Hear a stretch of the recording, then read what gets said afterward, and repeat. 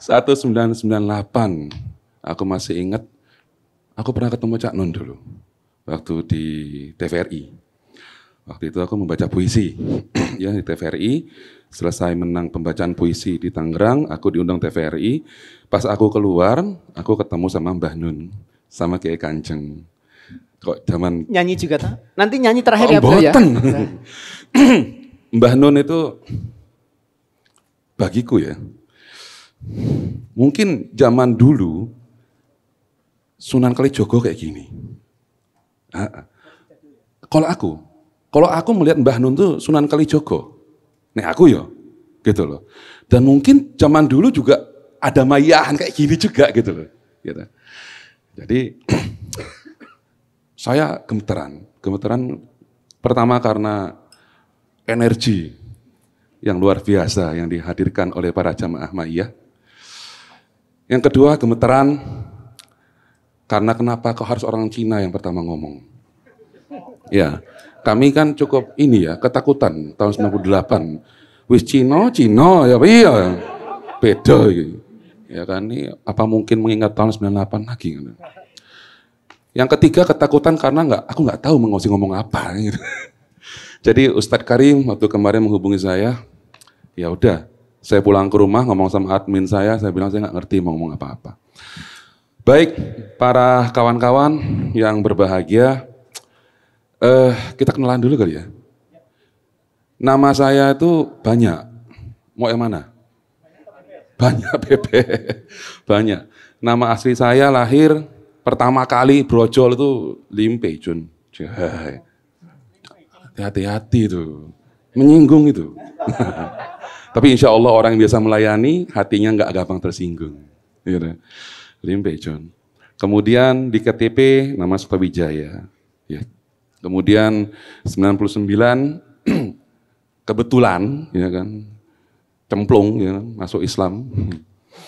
Setelah mengelana, berkembara kemana-mana, dikasih nama Muhammad Syahadi Aliman Salim.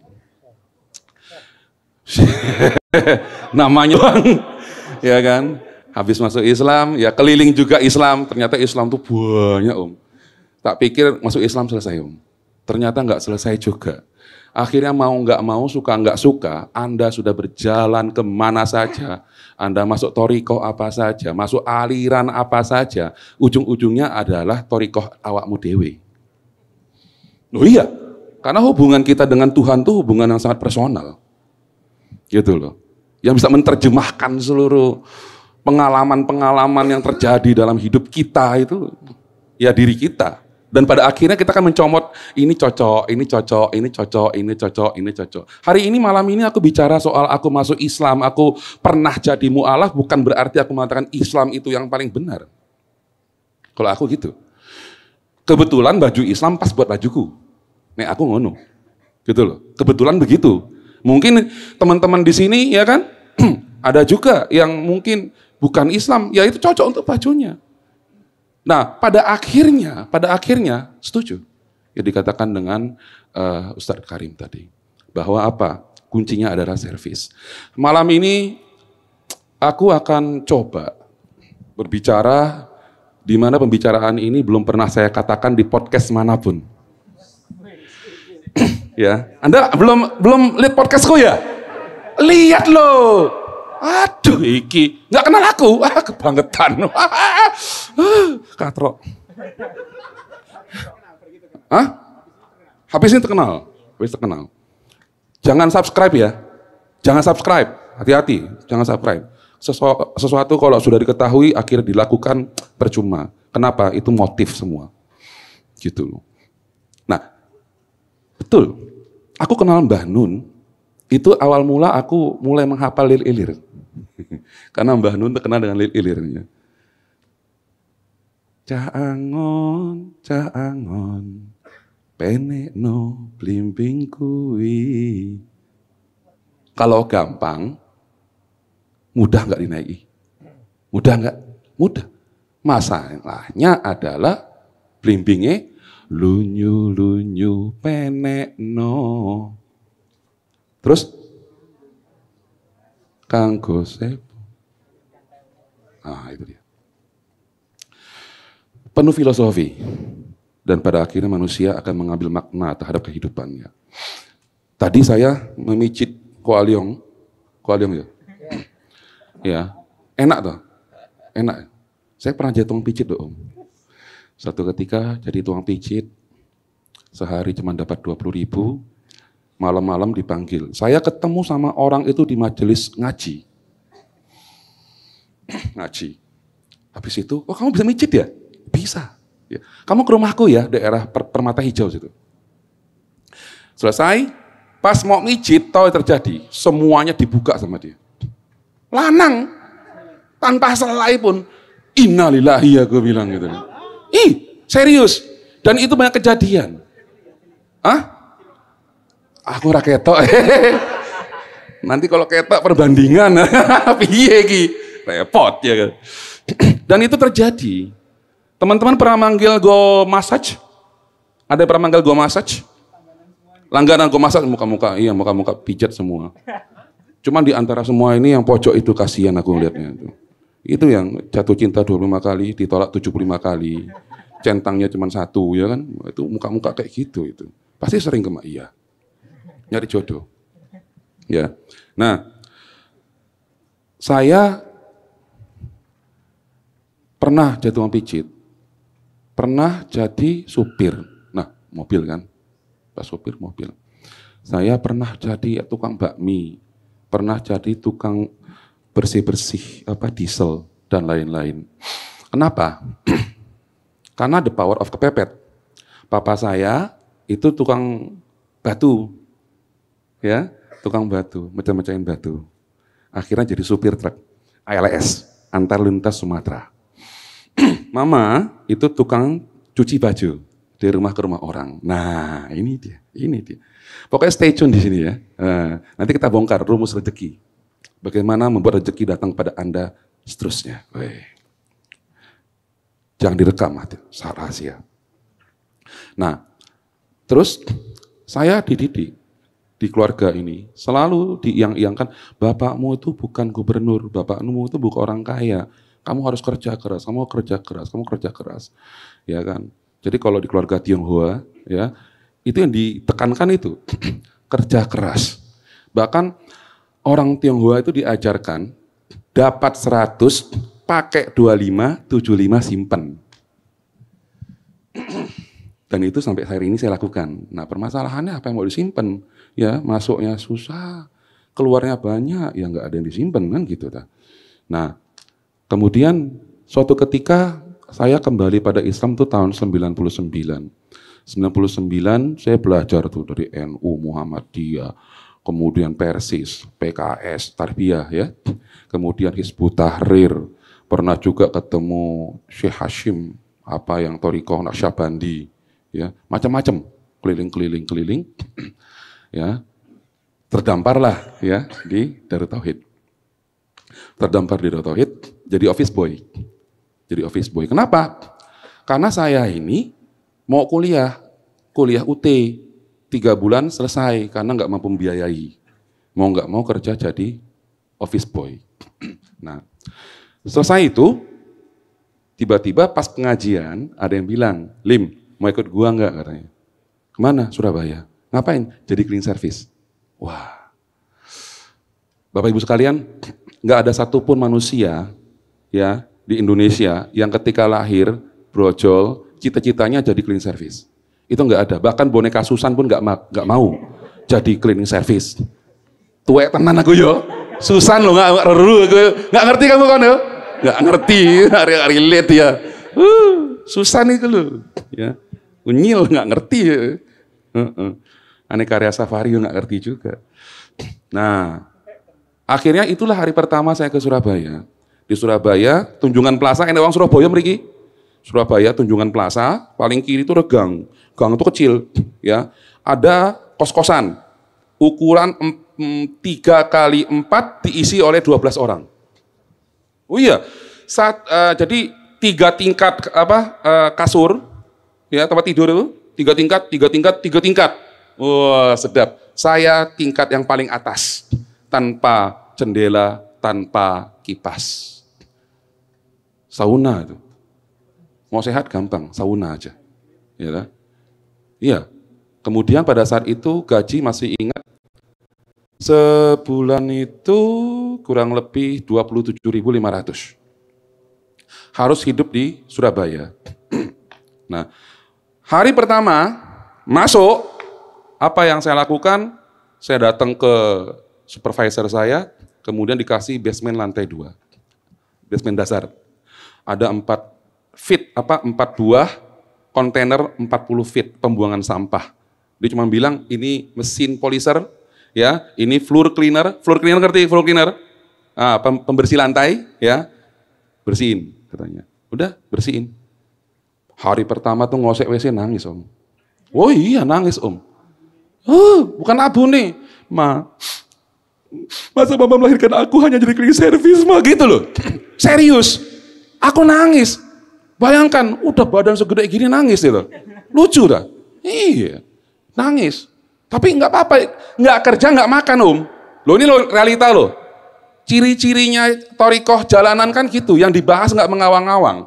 Yang dibahas itu hal-hal yang mendasar, yang membumi, yang sederhana. Kan gitu tuh. Iya, kenyataannya seperti itu. Seminggu saya di basement lantai 2, seminggu di tangga darurat, ya temannya cuma cicak, tikus, kecoa, sendiri. 9 lantai, bolak-balik. Kemudian, nah selesai itu, minggu ketiga saya masuk ke toilet. Alhamdulillah, saya bilang. Alhamdulillah. Aku belum salam ya. Baik, Assalamualaikum warahmatullahi wabarakatuh. Kepenaan rek, lali aku. Kayaknya ini ya Pak, kenal udah lama gitu, enak gitu om ya. Kayak hawa-hawanya kok ya Allah luar biasa. Saya yakin ya walaupun Mbah Nun sedang menjalani tirakat panjang, tapi beliau hadir di sini, jiwanya hadir di sini. Insya Allah. Ya, nah selesai itu saya masuk ke 3. Apa? Zona toilet. Senengnya minta ampun di toilet. Kenapa? Ada yang tahu kenapa saya senang di toilet? Ketemu orang. Minggu pertama, 1 minggu ketemu sampah tok.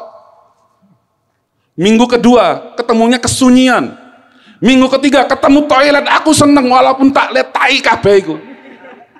Serius. Maka sampai hari ini insya Allah. Ibu-ibu, mana ibu-ibu, mbak-mbak itu kalau bersih-bersih toilet boleh ngadu sama aku. I love toilet. I very love toilet. Gak ada yang berani ngomong kayak gitu kan? Gak berani kan? Loh, bos, yang nama bisnis itu ketika orang gak mengerjakan. Ketika banyak orang mengerjakan namanya bukan bisnis. Ketika orang enggan orang enggan ngosek toilet itu duit. Maka dalam dunia cleaning service kita kenal ada jargon. Jargonnya apa? Kotoran adalah uang. Coba ulangi. Kotoran uang, sampah itu uang, pungut. Kalau sama sesuatu yang di luar diri aja kita peduli, apalagi kita peduli dengan sesuatu yang berada dalam diri kita. Kotoran adalah duit, uang. Dan tai adalah emas. Oh iya, taimu itu emas. Loh, serius, saya pernah ketemu bisnis sedot WC tahu ya? Itu sampai anaknya sarjana loh om. Serius om. Jadi Anda tinggal menahan sedikit aja penderitaan rasa muak dan rasa mual Anda mendapatkan uang itu. Permasalahannya adalah engkau telah ditipu oleh hidung dan matamu saudara-saudara sekalian. Iya kan? Gengsi itu apa sih? Aku nggak pernah gengsi untuk mengatakan aku cleaning service. Anakku, si Fatir itu, nama Cinanya Wen. Aduh. Nek ireng-ireng ngono aku stasiun Cino iki ya. Ngeri aku. Walaupun pas tes DNA ternyata 47% Jawa aku. Aduh.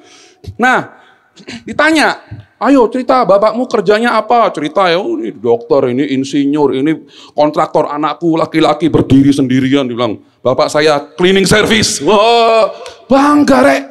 Loh iya.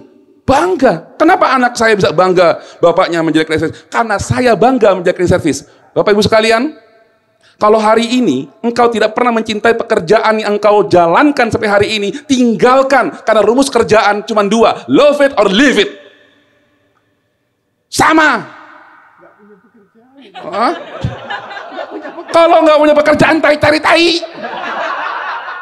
Loh iya, tai itu duit om.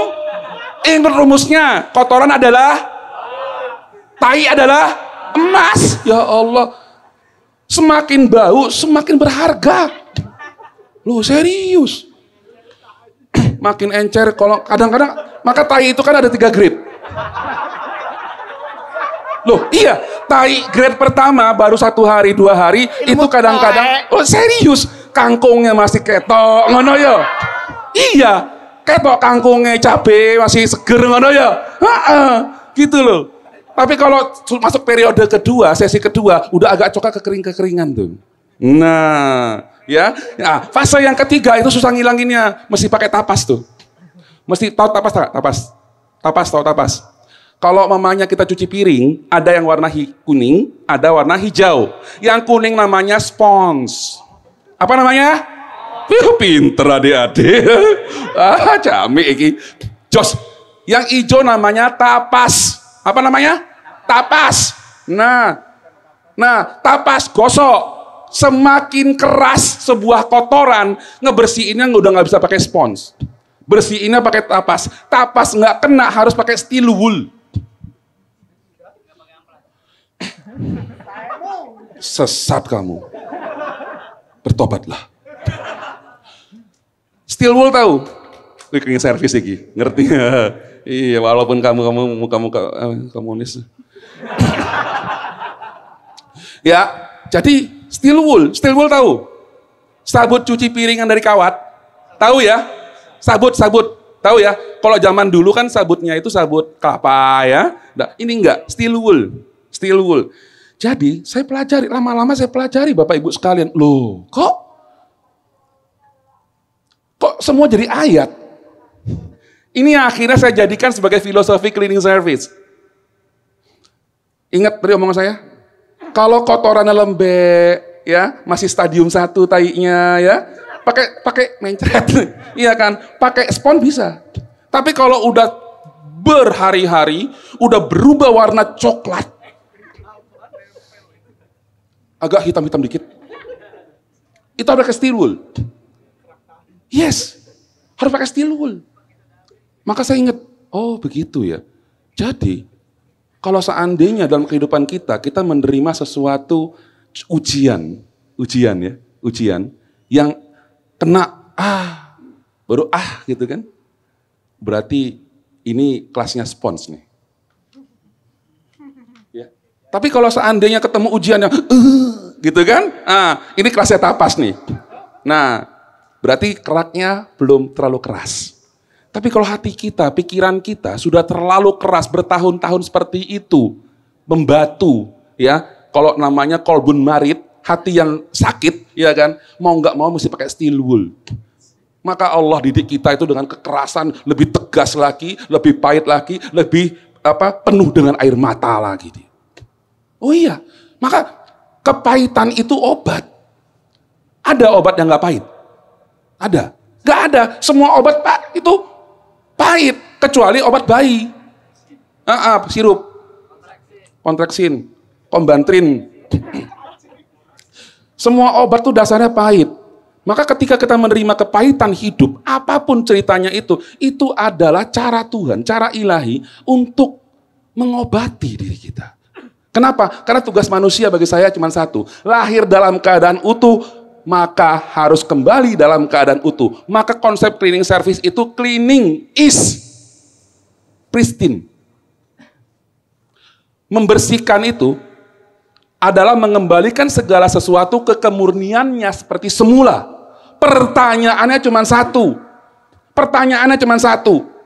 Teman-teman semua, apakah sudah merasa dirinya masih sama seperti yang dulu? Seperti lagunya Betharia Sonata, aku masih seperti yang dulu. Apa? Masih enggak? Apa sudah banyak yang nempel-nempel bahkan yang berkerak-kerak? Hah? Kalau saya jelas, saya keraknya udah parah. Iya, maka harus pakai steel wool. Harus penuh dengan air mata, harus penuh dengan kepahitan hidup. Jadi kalau kita hari ini menemukan kepahitan hidup yang sangat pahit, Jangan mohon kemudahan. Kenapa? Sekali Anda mendapatkan sebuah kesulitan dalam hidup, ujian dalam kehidupan, kita mohon, ya Allah mudahkan aku, ya Allah carikan jalan keluar balaku, ya Allah, ya bantu aku. Semakin engkau mohon seperti itu, semakin lama waktunya. Tapi yang harus kita lakukan adalah, alhamdulillah ya Allah. Coba. Saya sudah coba. Saya pengeluh Pak. Wis tak bongkar, elek-elek aku, ya. Saya pengeluh Pak, dikit-dikit Allah, dikit-dikit Allah, dikit-dikit Allah, dikit-dikit Allah. Maka kemarin saya ngomong sama Ustadz Karim, saya bilang, yang dipikir-pikir, kalau dipikir-pikir ya kan, kayaknya yang agak masuk akal itu ajaran Buddha, aku bilang. Loh iya, serius. Kenapa? Buddha mengakui adanya Tuhan, sang yang adi budaya. Ya, tapi Buddha nggak pernah nyebut-nyebut Tuhan. Kenapa? Karena Buddha mengajarkan apa? Bina dirimu sendiri dengan baik. Lalu ada seorang muridnya datang. Wahai Tuan, apakah engkau guru pencerahan itu sendiri? Kata Buddha apa? Buddha mengatakan, bukan. Aku adalah orang yang berjalan. Lalu apakah omonganmu paling benar? Lalu Buddha mengatakan, ehi passiko. Datang, buktikan. Kalau aku begitu.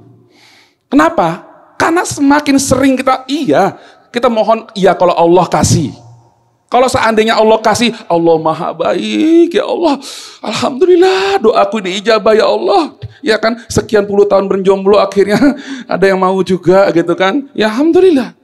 Tapi kalau seandainya orang diuji dengan berkali-kali kegagalan, apakah bukan ujung-ujungnya dia menyalahkan Tuhan?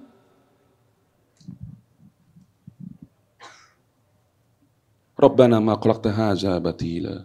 Tidak ada yang sia-sia datang kepada dirimu. Tidak ada yang percuma, tidak ada yang kebetulan. Kalau seandainya hari ini kita mengeluhkan terhadap kehidupan kita, berarti kita dengan kata lain mengatakan Tuhan salah rencana terhadap diri kita.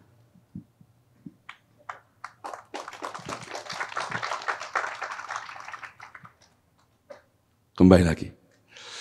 Tadi terakhir apa? Tai ya? Tai iya. Nah, Bapak Ibu sekalian. Nah, ini soal tai. Serius. Ini muka-muka mistik semua kalian kuliah. Ini kan, ada keris ya kan, ada apa-apa. Tai itu hebat loh, Om. Jadi suatu ketika saya barusan GC. Tahu GC? GC, General Cleaning. Tahu luar biasa. Cleaning Service halaman dulu. Masya Allah ketemu satu alma mater. Universitas Cleaning Service Indonesia.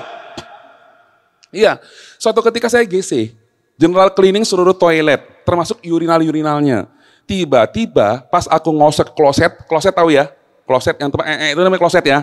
Kloset tak ngosek, aku melihat di depanku itu ada orang berbadan tambun, pakai dasi, pakai kemeja putih, celananya biru, di sini ada tulisannya trainer. Dia kencing di urinalku. Sambil sedih, kesel, barusan tak aku bersihin. Gitu kan? Aku berdoa sambil ngosek WC.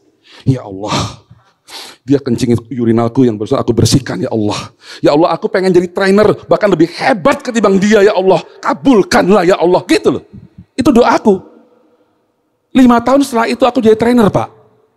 Kalau seandainya doa Anda sedang marah, di dalam kloset Anda diijabah oleh Tuhan, diijabah oleh Allah, bagaimana ceritanya kalau Anda berdoa dengan adab-adab yang baik, dengan akhlak yang baik?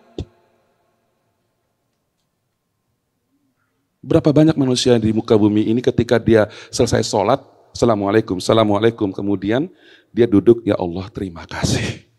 Aku gak minta apapun karena aku cukup semuanya. Terima kasih atas papaku yang luar biasa, mamaku yang baik sekali. Istriku yang luar biasa, anak-anakku yang menggembirakan, para guru-guruku yang luar biasa. Terima kasih ya Allah, aku tidak ingin meminta karena aku cukup dengan apa yang kau berikan ya Allah.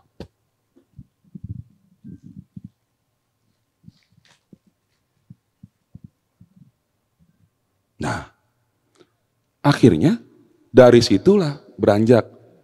Saya naik posisi dari cleaning service, tiba-tiba itu kejadiannya. Dipanggil sama Pak Jarot, Lim, kamu takut darah enggak? Enggak Pak, pokoknya kalau lapar kan apa jalan ya? Ya, maka motivator is die. Indonesia itu nggak butuh motivator. Indonesia itu hanya butuh lapar.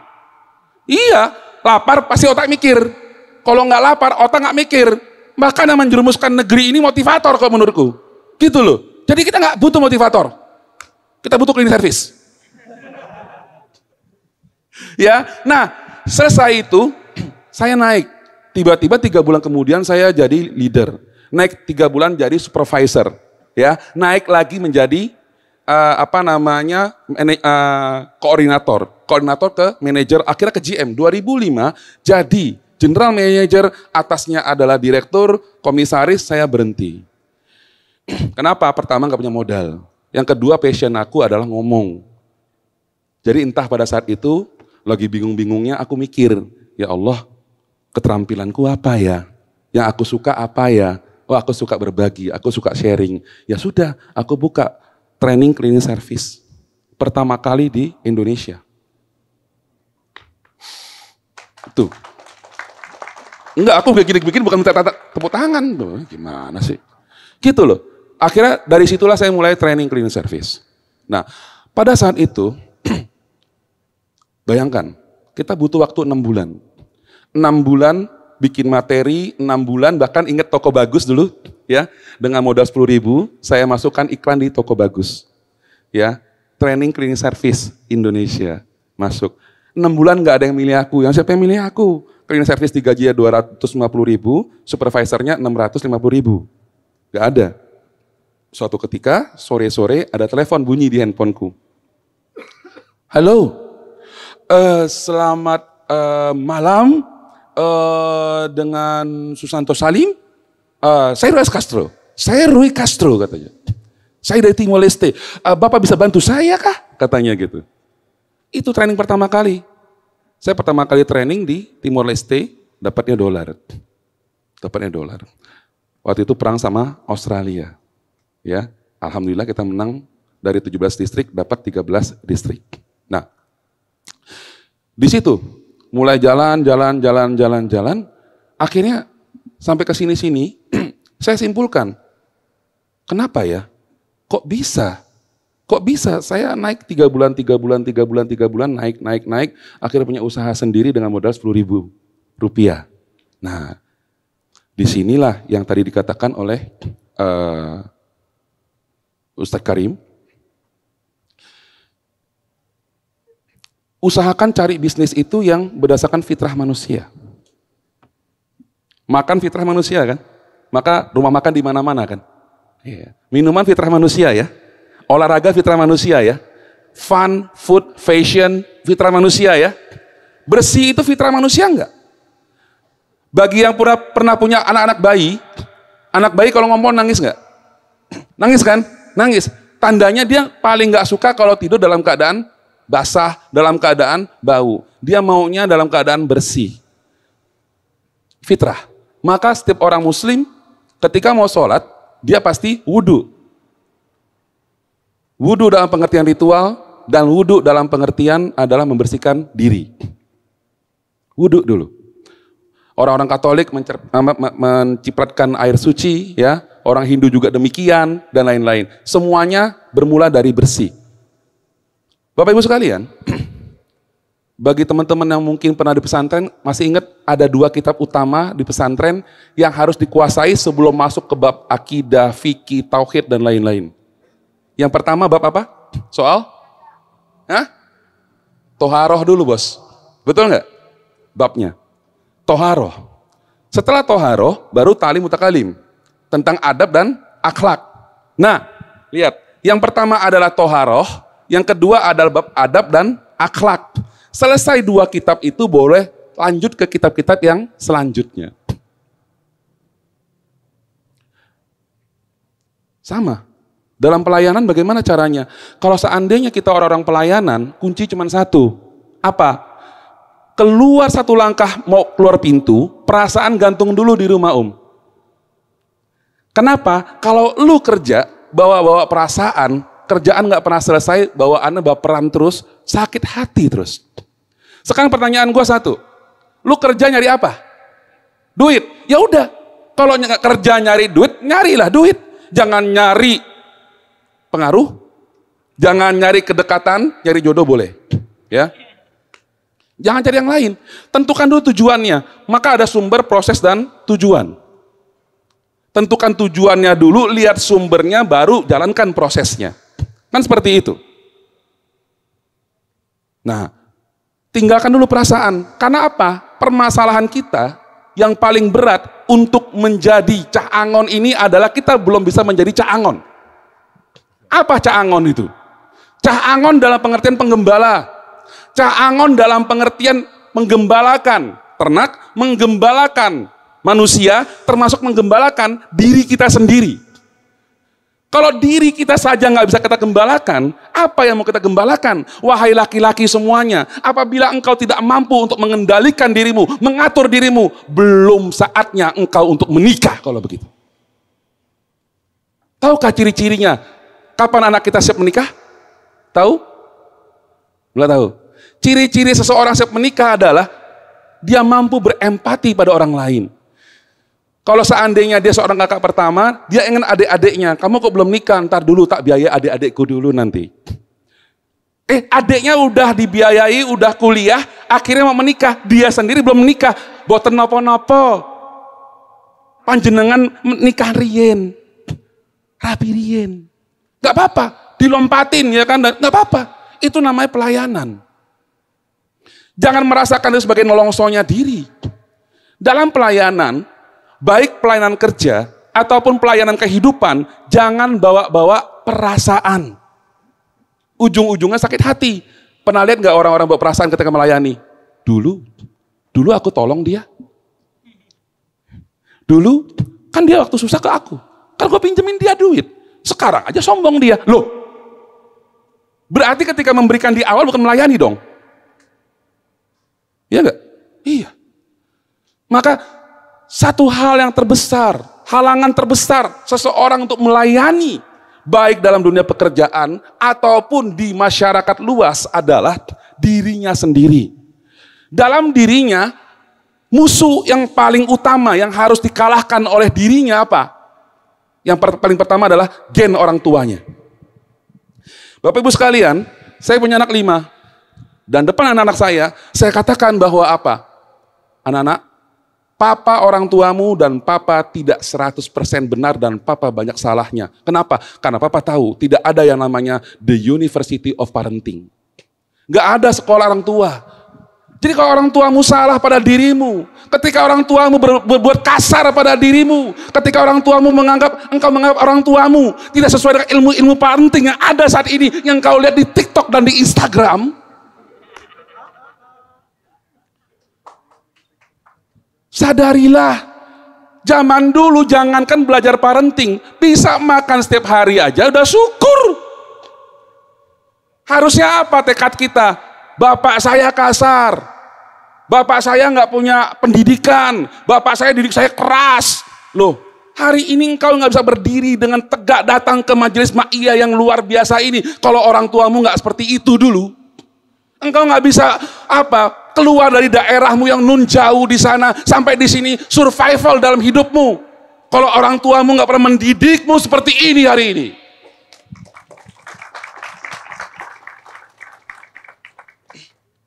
Jadi nggak semua di Instagram, di TikTok itu kemudian harus kita adopsi.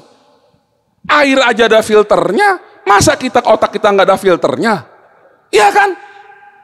Bukan hanya cleaning area, saya katakan pada anak-anak saya katakan pada orang teman-teman di area, saya bilang, membersihkan area sama dengan membersihkan hati dan pikiran kita. Wahai ibu-ibu, wahai para emak-emak, I love you all, yang suka bersih-bersih, pernah nggak ngerasain pulang kerja, capek, rumah berantakan, piring menumpuk, pernah?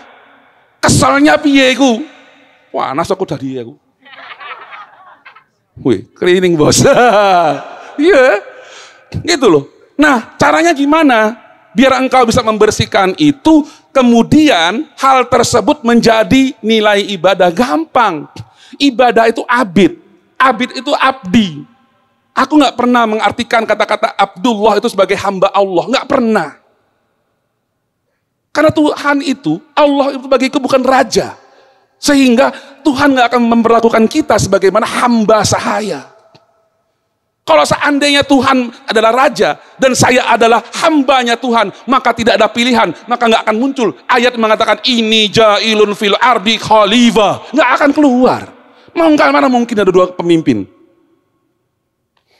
Gimana caranya? Tuning dengan Allah. Menumpuk nih kotoran di tempat cuci piring. Ya Allah, piring ini kotor, sekotor hati dan pikiranku. Semoga ya Allah, aku mohon kepada Engkau, aku cuci piring ini, ya, maka Engkau juga bantu aku membersihkan hati dan pikiranku yang sudah berkerak ini, ya Allah. Selesai.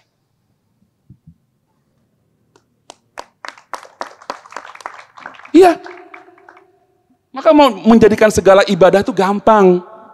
Ingat aja Allah, zikrullah aja. Hubungkan diri kita dengan Allah. Masalahnya itu aja kok, jangan sampai putus. Kalau sampai putus, jadi nggak ibadah. Bang, melayani orang tuh susah bang.